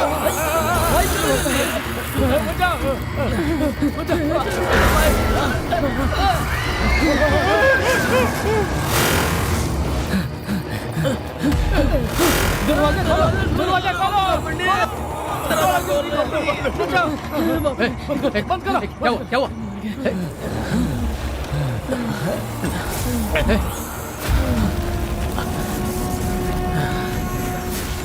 क्या हुआ? शफी, मुरली, रफीक, क्या हुआ? पहले दरवाजा बंद करो, दरवाजा बंद करो, बंद करो। बंद कर दिया है, पहले ये बताओ क्या हुआ? वो कोई पीछे से आकर मेरे को मारा। फिर गला दबाने लगा। किसी तरह जान बचाकर मैं भाग कर आया। तुम कैसे भी करके मुझे बचा लो पंडित। मुझे मालूम था कि ऐसा जरूर कुछ होगा। जानते हो क्यों? हम जो महान काम करने जा रहे हैं वो दिन कल है, भूल तो नहीं गए तुम लोग? मतलब कल 13वां दिन है, याद है ना? स्वाभाविक है, हमें अपने रास्ते से भटकाने के लिए कोई हमारे साथ ये सब कर रहा है। इनफैक्ट कल मुझे भी ऐसा ही कुछ महसूस हुआ था। पंडित, कहीं उदय के साथ भी ऐसा ही कुछ हो सकता है। सर, हमारे साथ भी कुछ बुरा हुआ तो? शफी, अगर हम ऐसे ही डरते रहेंगे तो कुछ भी हासिल नहीं कर पाएंगे। पहले अपने काम को अंजाम देने के बारे में सोचो। विश्वास रखो तुम लोग, कल ही उस काम को अंजाम देते हैं। बाद में एक तांत्रिक से मैं बात करके देखूंगा। अगर कोई हमारे पीछे जादू टोना करवा रहा है तो हम पर उसका प्रभाव ना पड़े, ऐसा कोई एक रास्ता मैं जरूर निकाल लूंगा। हाँ, ऐसा ही कुछ कीजिए सर। हाँ, जल्दी करो पंडित। हाँ, तुम लोग धीरज रखो। कल की तैयारी हो गई ना रफीक? सब कुछ रेडी है पंडित जी, आपने जो जो कहा है वो सब कर दिया है। गुड, तो काम हो जाएगा ना? बिल्कुल पंडित जी। ठीक है।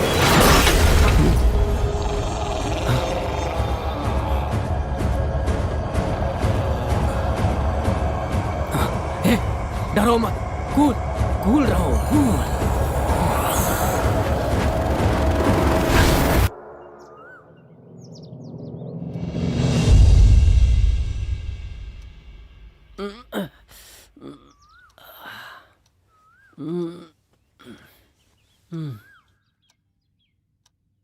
डॉक्टर ने कहा था कि आज शाम को 7 बजे मेरे ऊपर मुसीबत आएगी। मतलब सिर्फ 13 घंटे बचे हैं। ये कुल 13 मिनट का समय होता है। अगर तुम्हारे ऊपर कोई संकट मंडरा रहा है तो वो तुम्हें उसे बचाने की कोशिश करेगी, लेकिन आपको आगे 7 दिनों तक इसका बहुत ख्याल रखना पड़ेगा। अगर उससे बात करने का प्रयास करेंगे तो वो भी तुम्हारे साथ बात करने का प्रयास करेगी।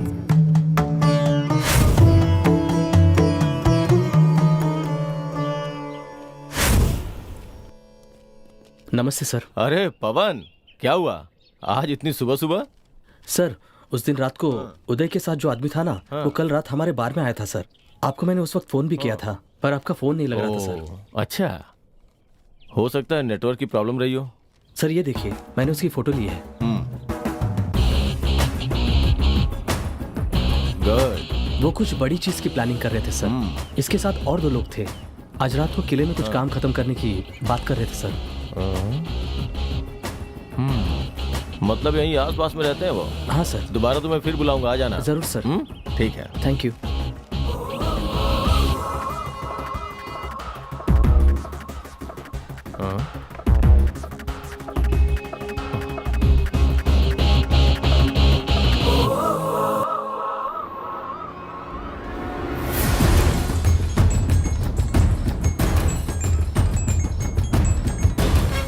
हाँ बोलो राम। सर, मुझे मिली इन्फॉर्मेशन के मुताबिक आज शाम में 7 बजे किले में कुछ होने वाला है सर। अच्छा, अगर मेरा शक सही निकला तो मुझे और पुलिस फोर्स की जरूरत पड़ेगी सर। तुम एक अच्छे ऑफिसर हो। I will consider your request. मैं कमिश्नर से बात करूंगा। पहले तुम ये पता लगाओ कि वहाँ क्या इनलीगल एक्टिविटीज चल रही है, तब तक रिस्क तुम्हारा है। Yes sir. Be careful. Thank you sir. Okay. Good morning. अरे गुड मॉर्निंग अपने बाजू में रखिए। हमने अपनी तरफ से सारी तैयारी कर ली है। आपकी तैयारी हो गई या नहीं, आप बताइए। ओह, तैयारी हो गई है। किसी को हमारे बारे में पता चला ना तो हम सबकी कहानी खत्म हो जाएगी। अब तक जैसा मेंटेन करते आए ना, वैसे ही मेंटेन करना होगा। फिक्र मत करो रफीक, सब कुछ आराम से हो जाएगा। इंशाल्लाह ऐसा ही हो जनाब।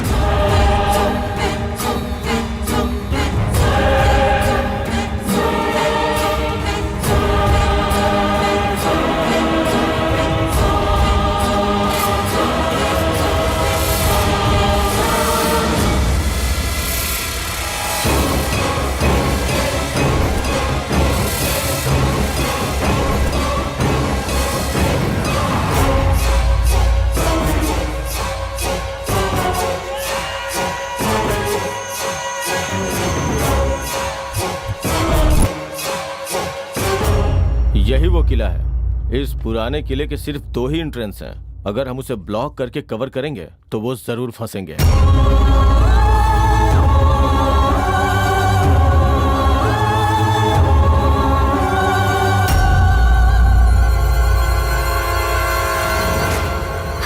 थक गए। आज मेरी जिंदगी का सबसे बड़ा दिन है। I am so happy Deepu. तुम तो हैप्पी हो, पर मुझे बहुत टेंशन हो रही है। टेंशन लेने का नहीं, देने का डाले।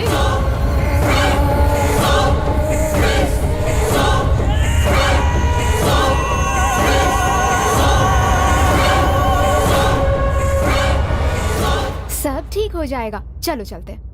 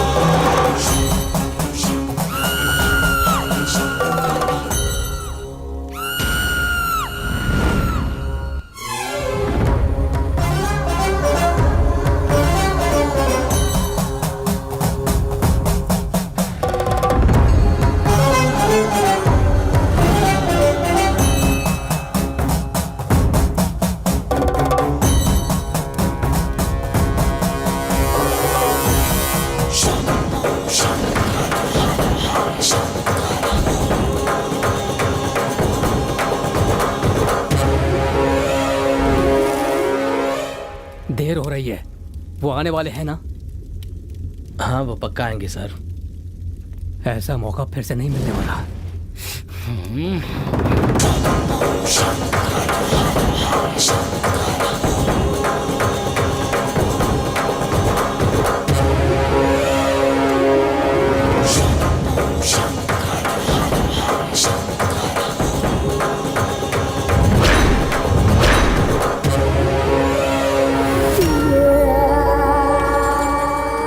ये सब क्या है सची? मुझे यहाँ पर क्यों लेकर आई हो? सब पता चल जाएगा।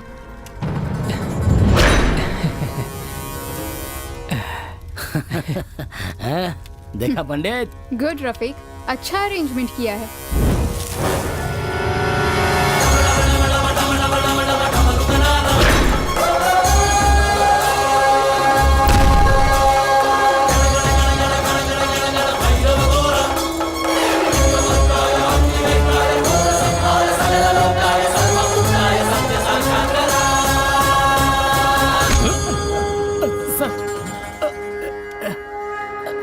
क्या हो रहा है यहाँ पे? सर, मेरे दोस्त के शरीर से भूत भगा रहे हैं सर। ओह, तू उसका भूत भगा रहा है? मैं तेरा भूत भगाऊंगा। मैंने क्या किया सर? क्या किया है? ये भूत क्या नहीं किया है, सब पता चलेगा। सर, वो क्या है ना कि ये पूजा उसी के लिए चल रही है। चुप! बिना किसी सबूत के कोई बात नहीं करता ये राम गोपाल राव। बता, उदय कौन है ये तू अच्छी तरह जानता है ना? वो जो आत्महत्या करके मरा, मैं उसे जानता हूँ सर। झूठ मत बोल। मैं झूठ नहीं बोल रहा हूँ सर। वो मेरे भाई जैसा था सर। बोलो ना पंडित जी। वो क्या बोलेंगे? तूने ही उसका खून किया, उसे फांसी से लटकाया और फिर आत्महत्या बोल के अफवाह फैला दी। तूने उसे क्यों मारा सीधी तरह से बता दे। कुछ नहीं किया। अगर सच नहीं बताया तो यहीं पे इनकाउंटर कर दूंगा। सर बताता हूँ सर। बोल।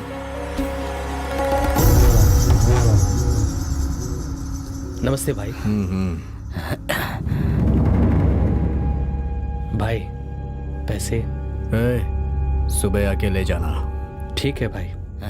और एकदम सुबह सुबह मत आ जाना। ओके भाई। भाई अगर हमें 10 करोड़ मिल जाए तो क्या करोगे? आपस में बांट लेंगे और क्या। हम में से कोई मर गया तो? अरे हाँ बिल्कुल सही कह रहा है छोटू। अबे साले मेरे दिमाग में एक आइडिया है तेरे लिए। हाँ मरने के लिए पैदा हुआ है। हाँ तू ना मेरे भाई जैसा है, तुझे बिना दर्द दिए तेरी जान लूंगा। सभी लोग इंजेक्शन से दवा देते हैं और मैं तुझे हवा का इंजेक्शन दूंगा, है ना? बस हो गया मेरे भाई, हो गया। चैन से मरेगा, चैन से। तेरा आइडिया तेरे काम में ही गया, मर गया।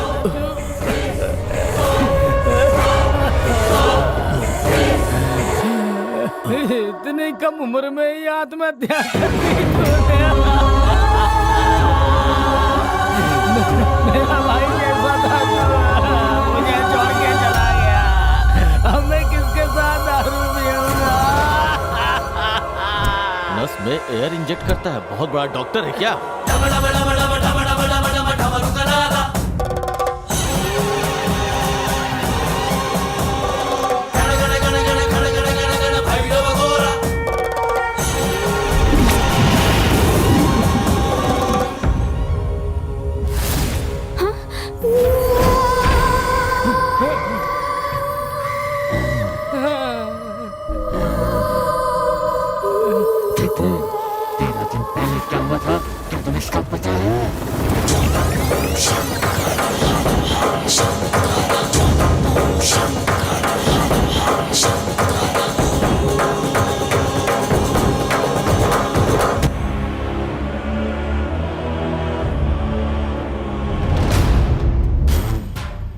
यस, तुम्हारा अंदाजा सही है, लेकिन तुम लोग जितना सोच रहे हो उससे भी 10 गुना ज्यादा खजाना उस किले में गड़ा हुआ है। 16वीं शताब्दी में निजामों ने बड़ी चालाकी के साथ अपना सारा खजाना बहुत ही सुरक्षा से इस किले के नीचे गाड़ दिया था। वो खजाना किले में कहाँ है उसका पता मैं जरूर लगाऊंगा, लेकिन उस खजाने को वहां से बाहर निकालना इतना आसान नहीं है।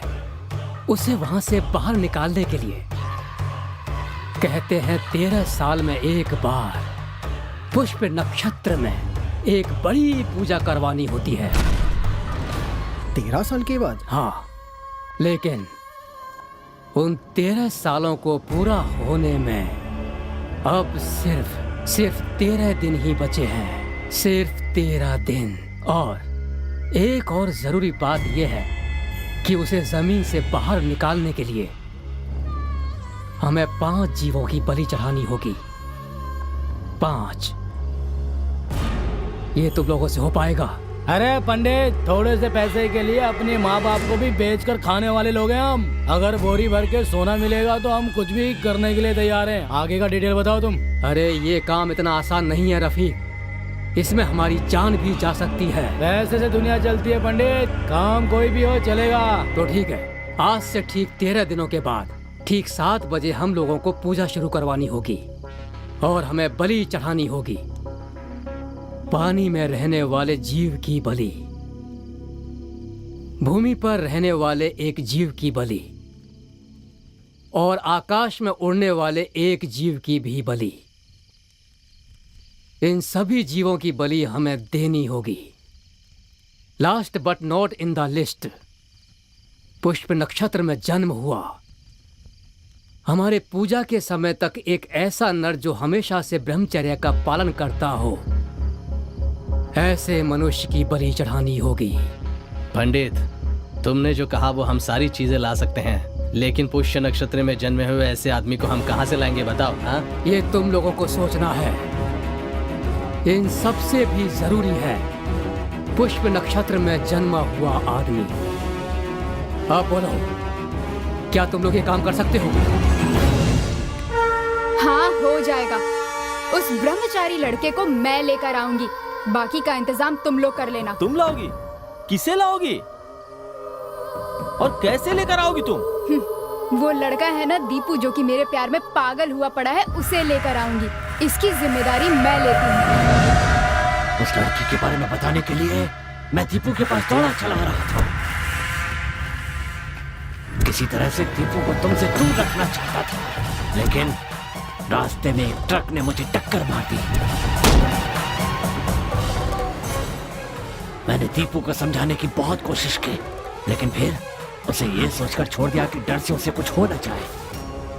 तुमने दीपू से दूर करने के लिए जब तुम दीपू के घर गई तो तुम्हें डराने की कोशिश की। हाँ, लेकिन तुम इसे लेकर चली गई।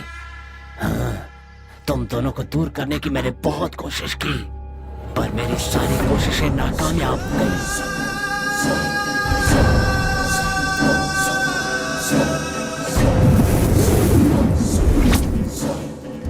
तुम ड्रामा कर रहे हो या सच कह रहे हो ये मैं नहीं जानती, बट यस, मैं तुम्हारी बलि चढ़ाने के लिए यहाँ लेकर आई हूँ। इतना ही नहीं, इतने दिनों तक तुमसे प्यार का नाटक तुम्हें यहाँ लाने के लिए ही किया मैंने। तुम्हें लगा तुमसे प्यार करती थी। ऐसा पता है क्यों किया? क्योंकि मुझे मेहनत नहीं, शॉर्टकट से पैसे कमाने थे। अगर पैसे होंगे ना तो तेरे जैसे हजारों बॉयफ्रेंड मिल जाएंगे मुझे। मेरे लिए पैसा ही सब कुछ क्यों है तुम्हें पता है? क्योंकि पैसों की वजह से मेरी फैमिली बर्बाद हो गई। कर्जदारों का कर्ज न चुका पाने की वजह से मेरे पिताजी ने आत्महत्या कर ली। उन्होंने ये तक नहीं सोचा कि उनकी 2 छोटी बेटियां हैं। अब कैसे रहेंगे हम लोग? क्या किया ये आपने? उसी दिन मैंने डिसाइड कर लिया कि कुछ भी करूंगी, पर लाइफ में बहुत सारा पैसा कमा कर रहूंगी। और तभी मुझे इस किले के खजाने के बारे में पता चला। जल्द से जल्द अमीर बनने का मुझे यही एक रास्ता नजर आया, लेकिन इतने बड़े किले में खजाना कहाँ है ये मुझे नहीं पता था। इस बात का पता करने के लिए मैं इस पंडित और आर्कियोलॉजिस्ट से मिली। बाकी कामों के लिए मैंने रफीक, शफी और मुरली से कांटेक्ट किया। हम हर रोज इस किले में आते थे, पर फिर भी हमें पता नहीं चला कि खजाना कहाँ है। उस दिन जब हम मार्केट में कुछ जरूरी बात कर रहे थे, तब तुम बीच में आ गए और तुम्हारी मारपीट और गुस्सा देखकर मैं बहुत डर गई थी। मुझे कुछ ना हो इसलिए तुम्हारा आयुर्वेदिक ट्रीटमेंट करवाया। इतना ही नहीं, मुझे तुम पसंद नहीं थे, फिर भी मैंने तुम्हारे साथ एंगेजमेंट की। खजाना मिलने के बाद उसके ज्यादा हिस्से ना करने पड़े, ये सोचकर मैंने टीम के एक एक आदमी को मारने का प्लान बनाया और उसके लिए रफीक को सुपारी दी। खून तुमने किया है इस बात का शक पुलिस को तुम पर हो। मैंने इसका भी प्लान बनाया, पर हो नहीं पाया। अरे पंडित जी, आप अपनी पूजा शुरू करिए ना।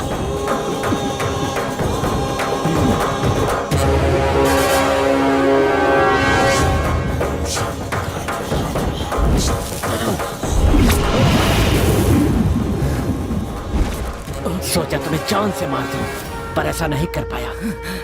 ये पूजा न कर पाया, इसलिए मैंने इसे भी डराने की बहुत कोशिश की, पर इसने भी नहीं माना। मेरा कोई काम पूरा नहीं हुआ। इसे डराने से कुछ नहीं होगा ये सोचकर मैंने इसका पीछा छोड़ दिया। फिर इसके पास गया। उस दिन 11वें दिन मैंने इसे डराने की कोशिश की, लेकिन ये कोशिश भी नाकामयाब हुई।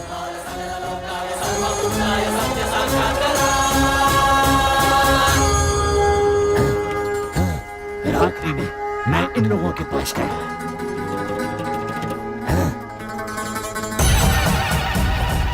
ये लोग राक्षस है सर, राक्षस है। मेरे दीपू को इन लोगों से बचा लीजिए सर। सर प्लीज सर, किसी तरह मेरे दीपू को इनसे बचा लीजिए सर। प्लीज सर, बचा लीजिए सर, प्लीज सर, यही मेरी आखिरी इच्छा है sir.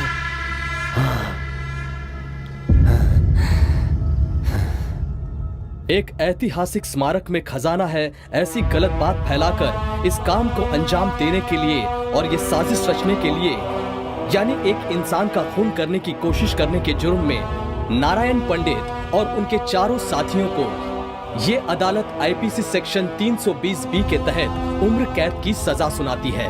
The court is dismissed. जब आत्मा की मनोकामना पूर्ण होती है तो वो अपने मूल स्थान परमात्मा में मिल जाती है, अर्थात उसे मोक्ष प्राप्त होता है। और अगर मनोकामना पूर्ण ना हो तो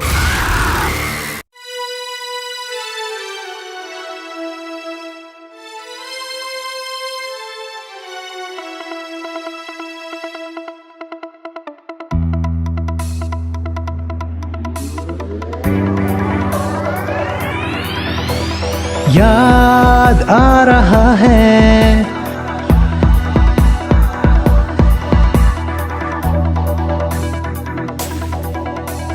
याद आ रहा है, बरसों पहले तूने मुझे एक ना बिछड़ने का वादा किया था। याद आ रहा है, बरसों पहले तूने मुझे एक ना बिछड़ने का वादा किया था। कैसे उस दिन को भुला दूं, कैसे ये रातें बिताऊं, कैसे उस दिन को भुला दूं, कैसे ये रातें बिताऊं। ऐसा तूने जख्म दिया है, इसको मैं कैसे मिटाऊं। ऐसा तूने जख्म दिया है, इसको मैं कैसे मिटाऊं। याद आ रहा है, बरसों पहले तूने मुझे एक ना बिछड़ने का वादा किया था।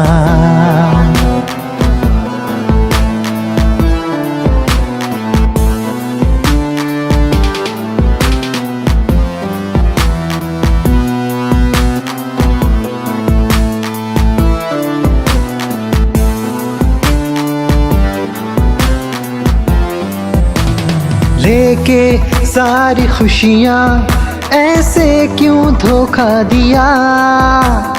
बदनाम करके मुझको तूने कितना सुकून पाया।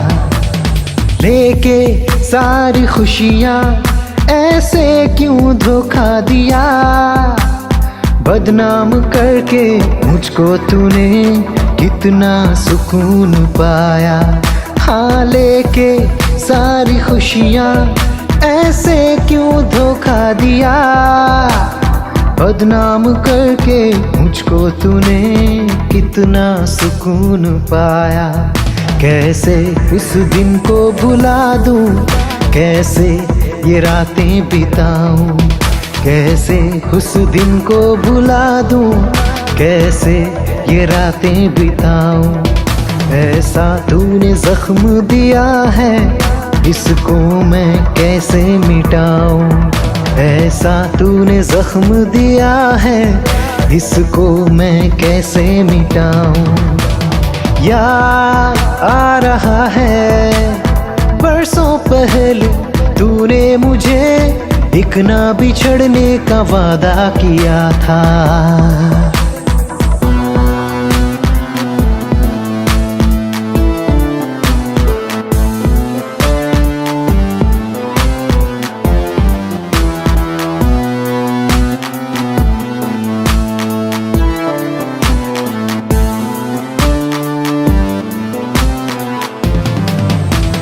देके दर्द इतना, तुझको क्या चैन मिला। बदनाम करके मुझको तूने कितना सुकून पाया। हाँ, देके दर्द इतना, तुझको क्या चैन मिला। बदनाम करके मुझको तूने कितना सुकून पाया। कैसे उस दिन को भुला दूं, कैसे ये रातें बिताऊं। कैसे उस दिन को भुला दूं, कैसे ये रातें बिताऊं। ऐसा तूने जख्म दिया है, इसको मैं कैसे मिटाऊं। ऐसा तूने जख्म दिया है, इसको मैं कैसे मिटाऊं। याद आ रहा है, बरसों पहले तूने मुझे एक ना बिछड़ने का वादा किया था। याद आ रहा है बरसों पहले तूने मुझे एक ना बिछड़ने का वादा किया था, एक ना बिछड़ने का वादा किया था।